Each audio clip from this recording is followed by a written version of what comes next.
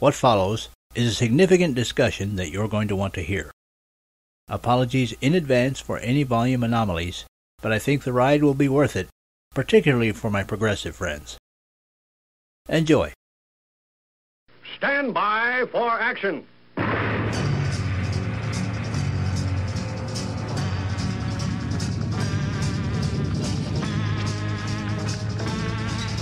Thanks for joining me. My name's Dave Miller. I am the Unpleasant Blind Guy.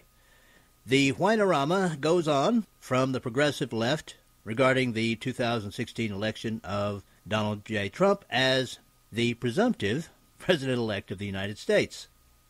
You're being told that you're being denied the opportunity of living in a golden progressive age because a horrible xenophobic, Islamophobic racist has been elected.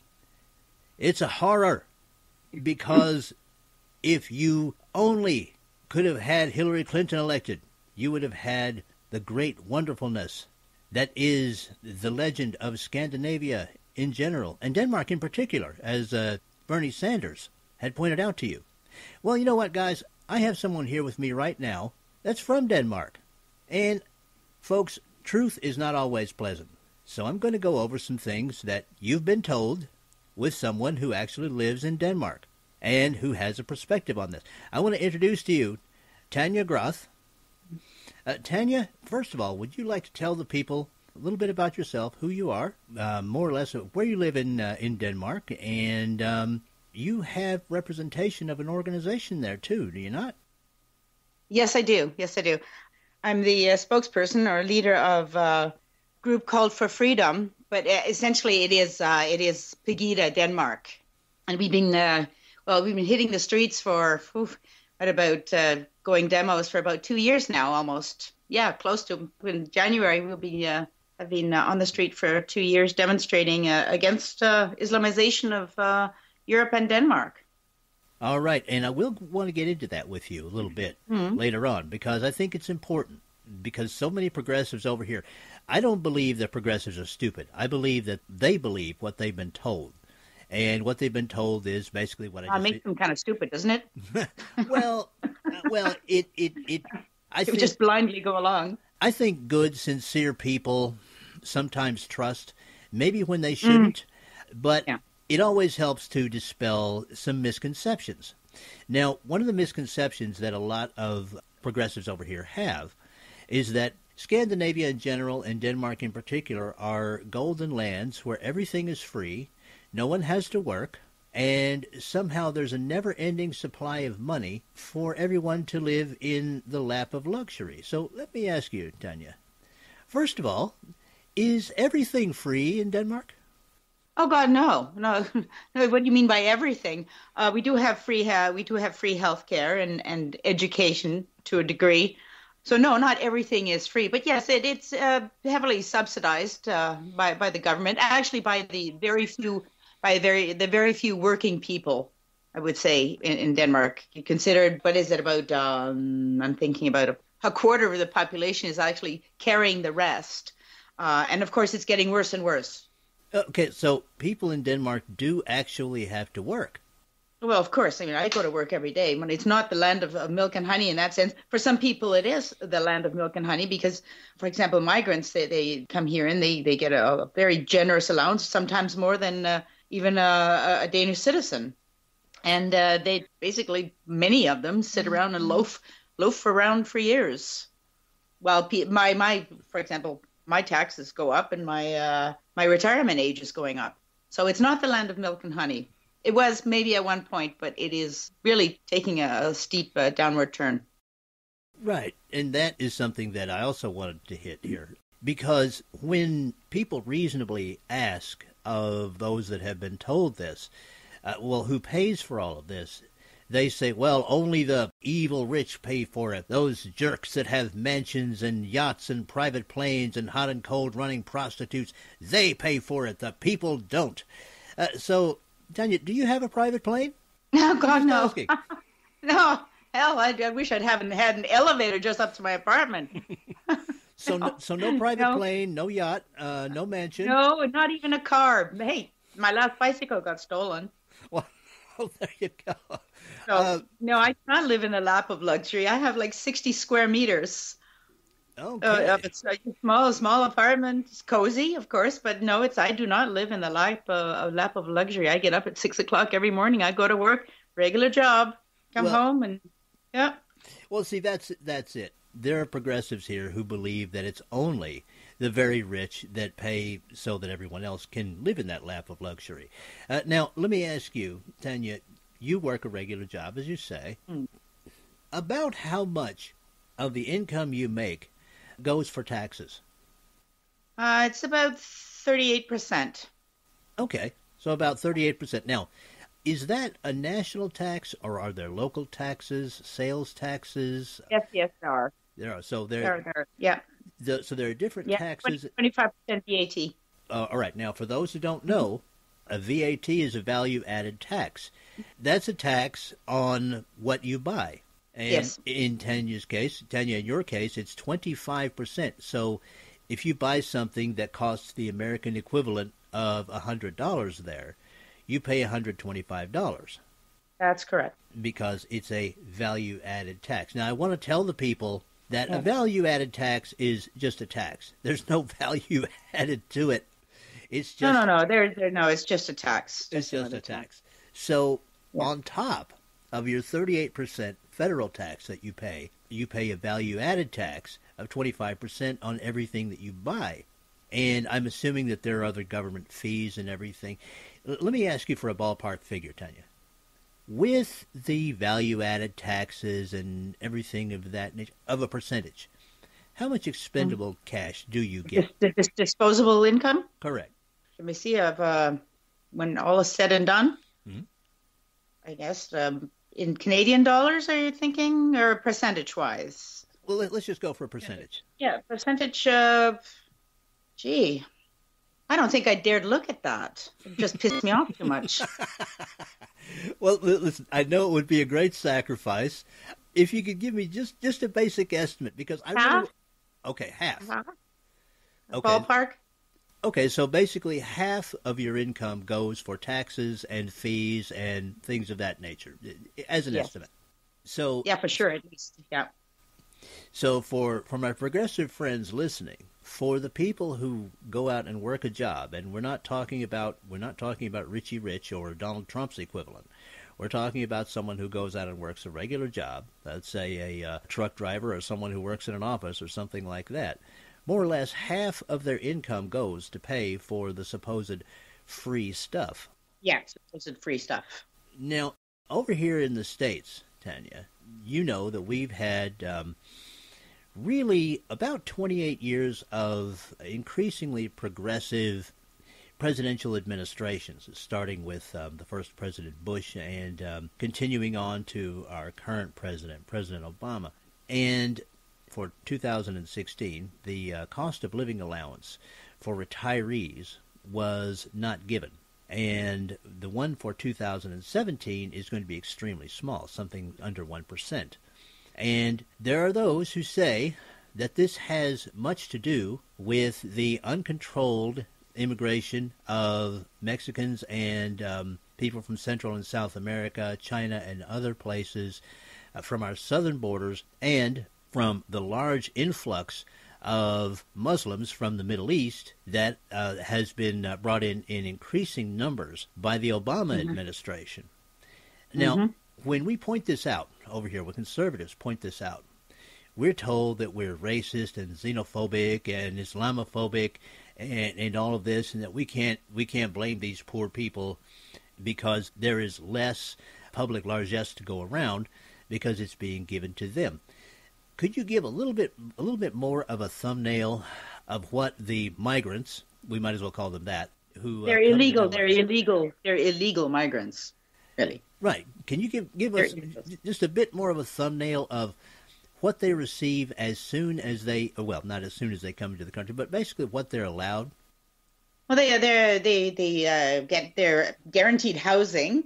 As for money, I'm not sure. We've just had the government just cut down on the fees, and I'm not sure how much they're getting now. I don't actually have. again, this is one of those things I'd rather not look at because it makes my blood boil, because they do get sometimes more than people get on unemployment. Mm-hmm. Mm-hmm. Yeah, because these poor people, they've traveled all this way and it's so hard for them and they need to establish themselves and yada, yada, yada. So, they do.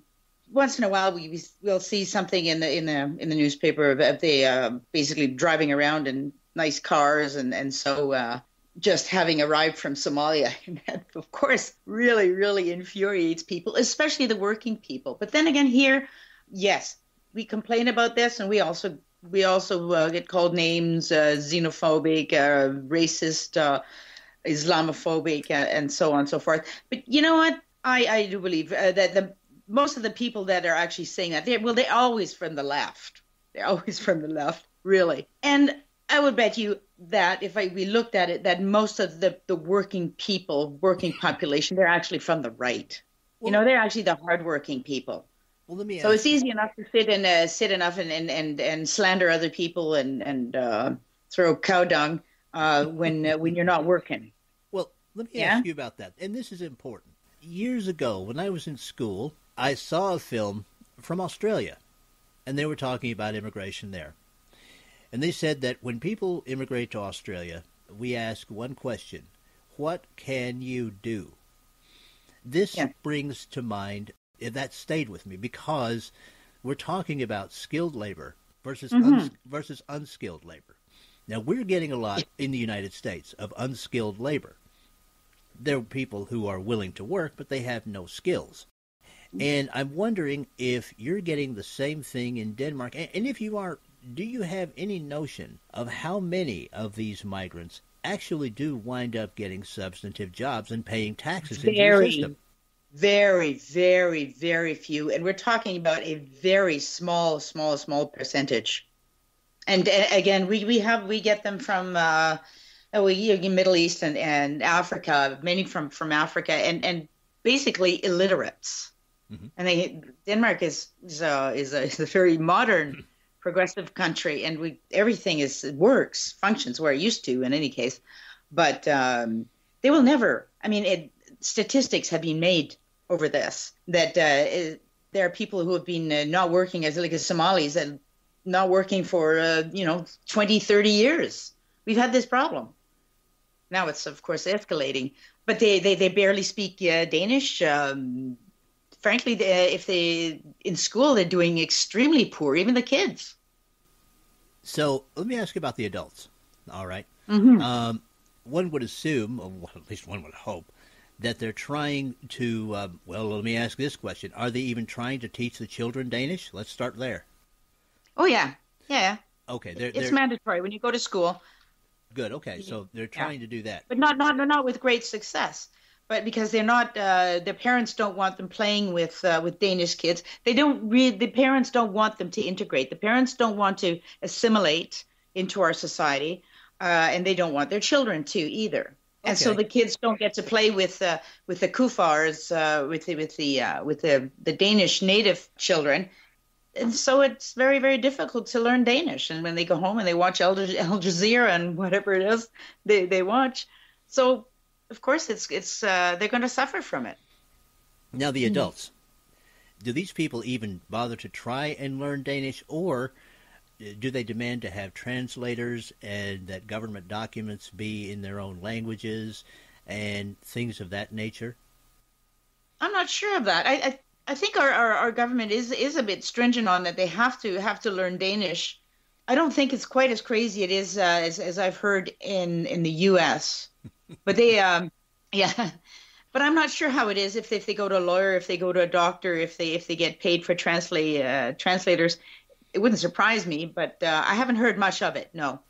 Okay, well that's what's going on here. I mean, we have government documents in several languages now, and there's has been for years a movement here in the United States to get people who immigrate to this country to learn English, just so that they can communicate and maybe prosper.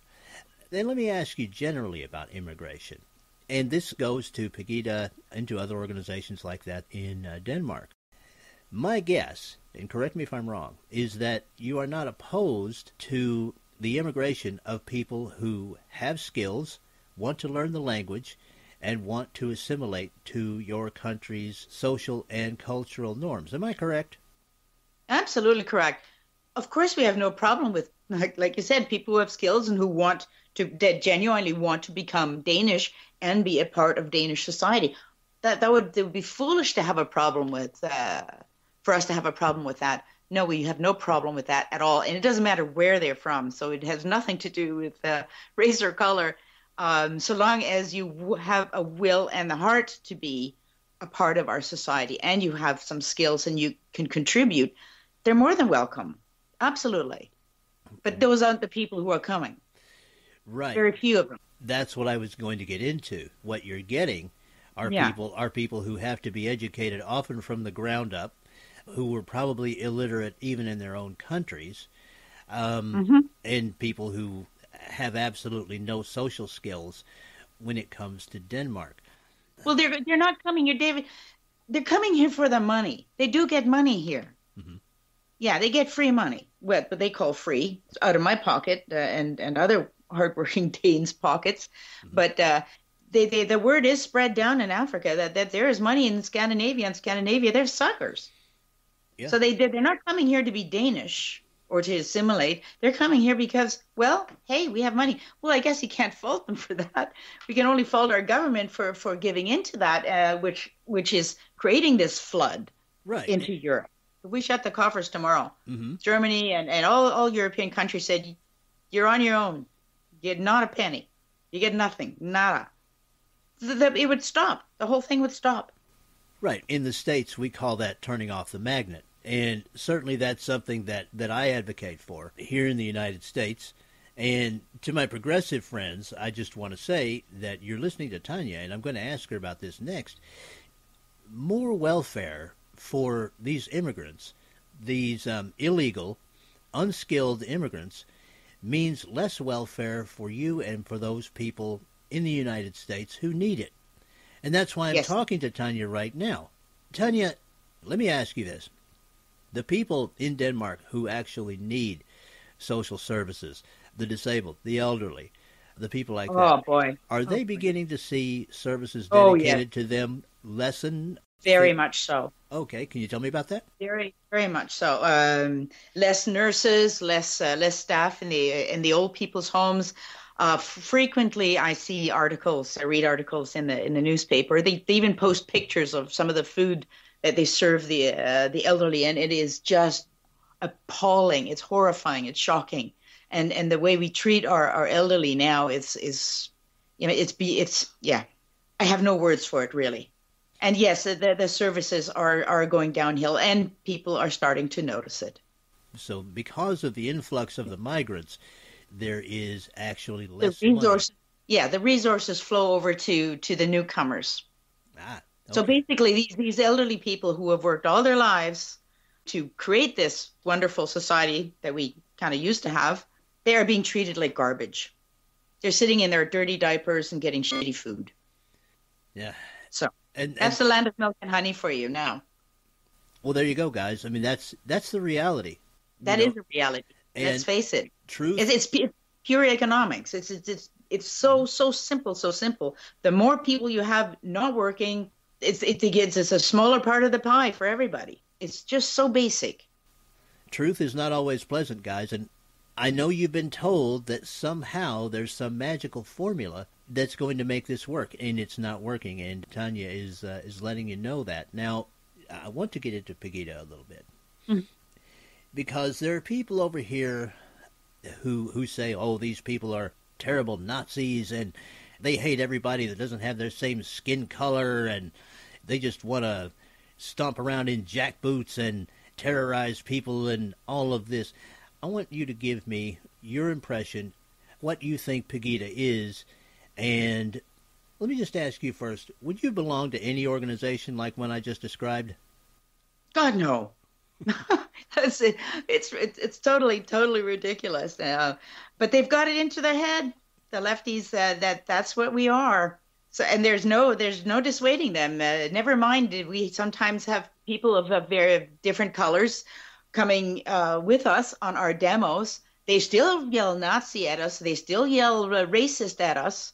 There's a disconnect. There's a complete disconnect. We are not racist. None of us give a hoot what color people are, so long as, like we said, I mentioned earlier, the people who come to our country want to be a part of our country, and so they can be as black as the ace of spades. We don't care. Okay, well then, tell me and the listeners. I have a little bit of knowledge of Pegida, but tell the listeners, because I'm aiming this program at progressives in the United States. Tell them what Pegida is, what it's about, and the kind of people that are in Pegida, if you would. Absolutely, completely normal people. You don't see there's no skinheads. We have young people. We have old people. We have our oldest member she's 90. An older lady in a fur coat. She comes along. And she was in the resistance in the Second World War. Oh, wow. She knows when she can recognize an enemy when she sees one, and she sees an enemy in particular Islam. And we are absolutely against Islam. We're an Islam critical group, and we try to protect also the values that we have in our country that's taken us many hundreds of years to develop. Women's rights, for example. With the influx of Islam, we see more rapes, we see more violence. Women are afraid to go out at night. They only go out in groups, and it's becoming unsafe place to be. So we are fighting against that. We want to keep our society whole and wholesome, sure, and safe for everybody, like it used to be at one point. But it is every single day, Dave. Every single day, read in the newspaper. The migrants done this. They're throwing bricks off bridges onto cars, burning cars, robbing people, beating them up. It is really, it's quite astonishing how bad it's gotten in just the last 10 years. But basically what we are trying to do is we're trying to inform, we're trying to let people know what Islam is. So we try to inform them about Sharia, and we try to make people wake up and step away from their TVs and their computers, and just to fight for our society, to fight for our culture. Our culture is changing with this foreign culture that comes in. Halal is being forced on us. Halal meats. You don't have to put any stickers on, so you never know. So basically you're paying to these Islamic organizations, to some imam saying prayers over your meat. The Muslim women are demanding separate swimming. Yeah, no men in the swimming, and they want to swim with their burqas and bikinis on. And the Danes saying, "Oh, okay, we want to be so tall, we want to be tolerant, we want to be all inclusive," but it just doesn't stop. There's one demand after another. In daycares, they don't serve pork. Pork is a big part of a Danish diet, mm-hmm. but not any longer in the public institutions. Well, you don't want to offend the Muslims, and that is just a slippery slope. So what you're saying is that what Pegida is against is what I call the Islamization of Denmark, or Pegida is, of course, a larger organization. Yes, and we're not just against something. We're also for. We are for our culture, and we're for freedom of speech. That's a big one. We are for freedom of speech because that is under pressure as well. Well, you know what, Tania? I personally call this the new civil rights movement because, as I see it, whether it's over here in the States or in Germany or Denmark or the UK or wherever it is, when a vast majority of Muslims come to these countries, they don't care about the civil rights of the people that are there. They don't care about the civil laws of the people that are there. They don't care about the rights of women. They don't care about the rights of the disabled. They don't even care about the protection of animals. No. And this is why progressives, there are organizations like Pegida, and there are organizations like the English Defense League. This is why there are organizations of this kind, not because we want to hate but because no. we want to make Protect. sure, yes, we want to protect. We want to protect. We want to protect the rights of women. And believe it or not, guys, we want to protect your rights too, because you have the right to speak and assemble and do the things that you want to do as long as no one else gets hurt. But in a Muslim culture, you do not have those rights. Go back and listen to some of my previous shows. I've discussed slavery, female genital mutilation, forced marriage, things of that nature. This is what Islamic culture brings along with it. Now, I'm going to ask you this one, Tania. What do you say to the progressives who give you the standard, well, it's not every Muslim argument? Well, I say it's not every Muslim. There are cultural Muslims that appear to be assimilating, and there are indeed some that have assimilated. But my point is that if you are Muslim, then the Quran is the law. See, what I see is that there may be a tipping point when there's enough Muslims that are radicalized, and they get more say. For example, get into the political structure, like death by democracy, basically. Then the moderate Muslims will turn. That is my opinion. Then they will go with the strong horse. See, this is an opinion that I've had, and I'm glad to hear you voice it in a sense yourself, because over here, what is said is that, well, maybe only about 10% of Muslims are radicalized, and what they mean is only about 10% favor or engage in what you could call jihad of the sword, or violent jihad, shooting people, exploding dynamite vests or explosive vests, taking people hostage, that sort of thing. Only 10% of them do this, and the rest of them are just wonderful and want to live in peace. But if you look at the demonstrations that Muslims put on, you see tens of thousands come out when someone draws pictures of Muhammad. Mm-hmm. And I have not even found 100 to come out in opposition to violence by Muslim terrorist groups. So my contention is that number is actually reversed, because when you're talking about the strong horse, what that indicates to me is what I've been saying all along, that it's not 10% of Muslims that are for a caliphate, for an Islamic-controlled world. It's 10% of Muslims that want to assimilate into the rest of the civilized world. Would you agree with that? Absolutely, 100%. Okay. Yeah. Nothing more to say about that, but yes, absolutely. Yep. There are so many impressions that our progressives here get from their news sources, and they're not told so many things that are going on in other countries that have this large influx of Muslim migrants.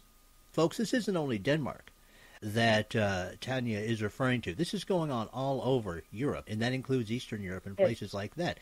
So, Tania, can you give the people a small thumbnail of the resistance now, the numbers and things of that nature that is beginning to rise in Europe to meet this, what can only be called this government-sponsored Muslim invasion?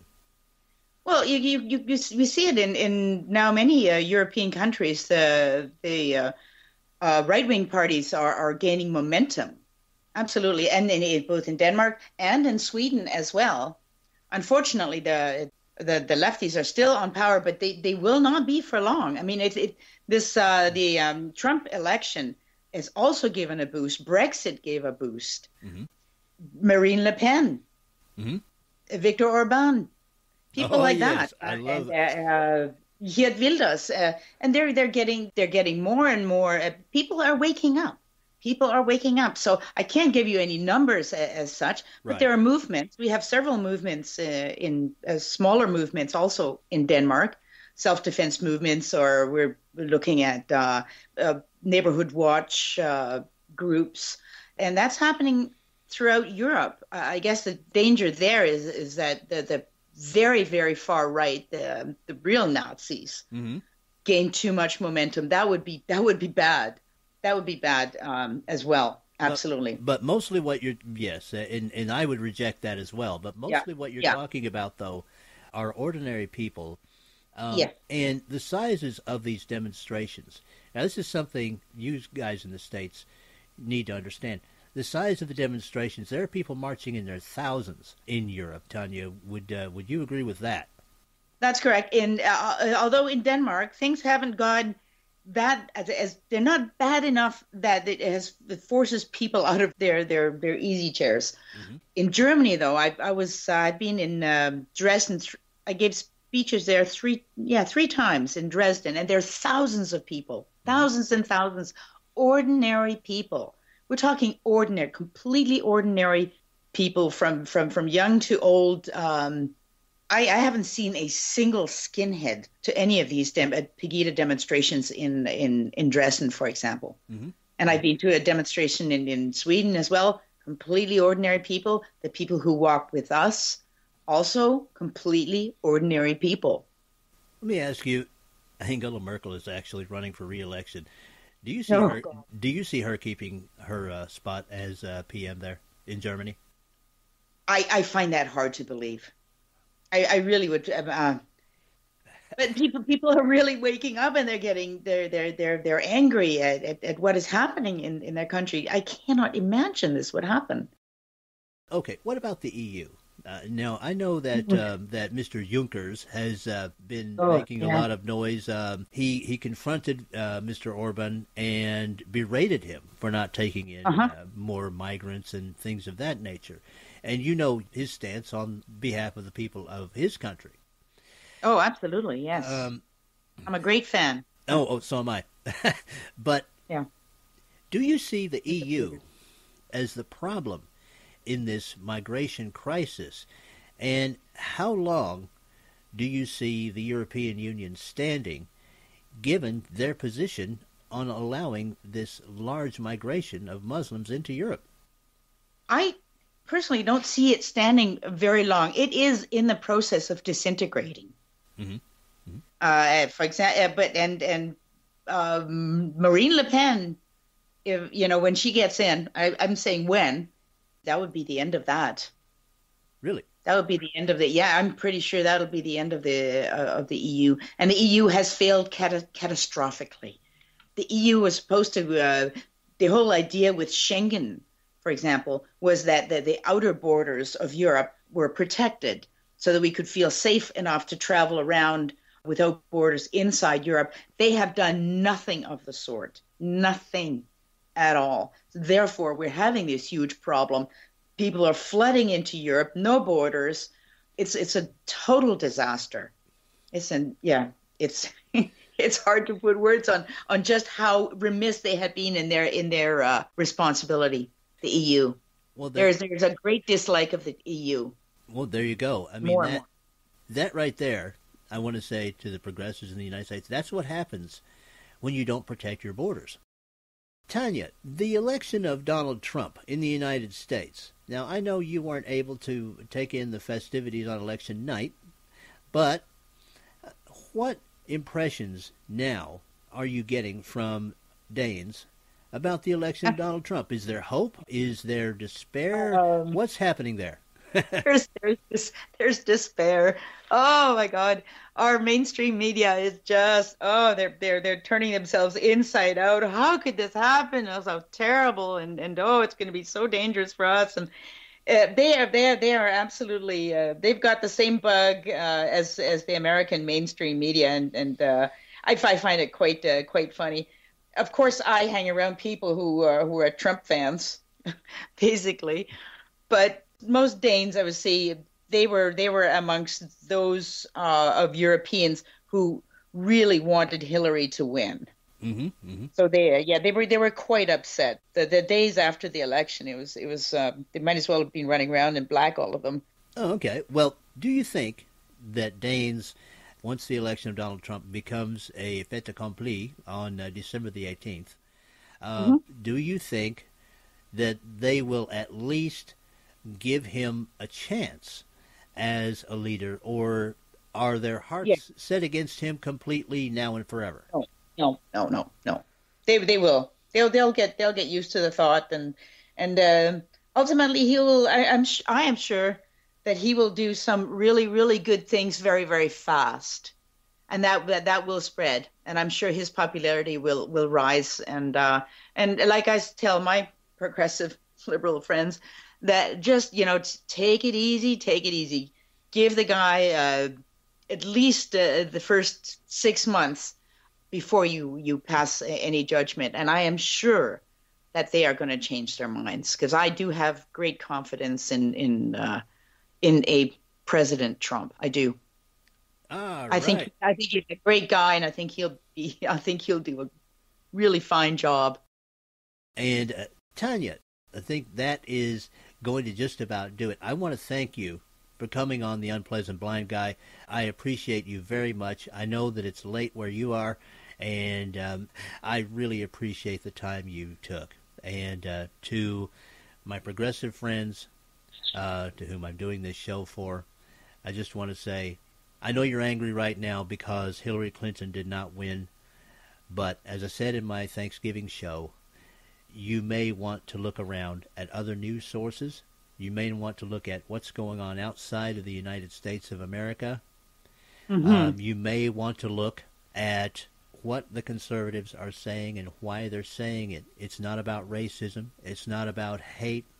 It's about wanting to protect you and your children and the prosperity of the United States of America and our future, the future for all of us, regardless of skin color. Don't give in to the propaganda that is on so many news channels right now. There is a future ahead for us, and it's a future that we all have a place in of prosperity if we will join together. And that's it for this time. I appreciate... Amen to that, Dave. Amen to that. Well said. Thank you. I appreciate Tania Groth for joining me this time, and I appreciate each and every one of you. Thank you for listening, and may your God go with you. Thank you, Dave. Goodbye. Bye. The Unpleasant Blind Guy is copyright 2016. Anno Domini.